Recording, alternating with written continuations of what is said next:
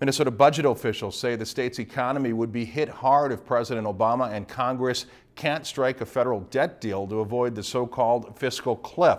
The warnings from officials at Minnesota Management and Budget came today as they announced their economic forecast.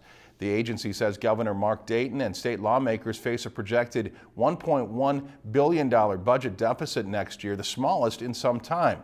But state economist Tom Stinson says that would get considerably worse under a fiscal cliff scenario in which federal spending cuts and higher income taxes take effect. He predicts the state would shed 115,000 jobs in 2013-2014, and personal income would drop more than 4% by 2015. He also says state tax revenue would drop by hundreds of millions of dollars, and the state would fall into a recession for almost a year. But he says the forecast as a whole is actually encouraging.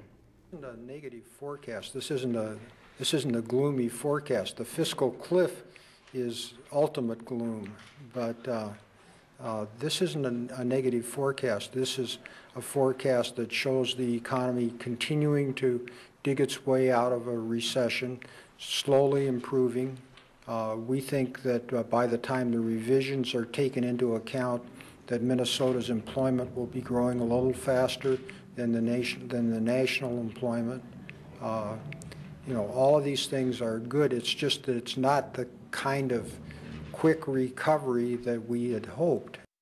And Governor Mark Dayton responded to today's budget forecast by saying it's very likely he will push again for higher state income taxes on the state's wealthiest residents next year to help erase the projected deficit.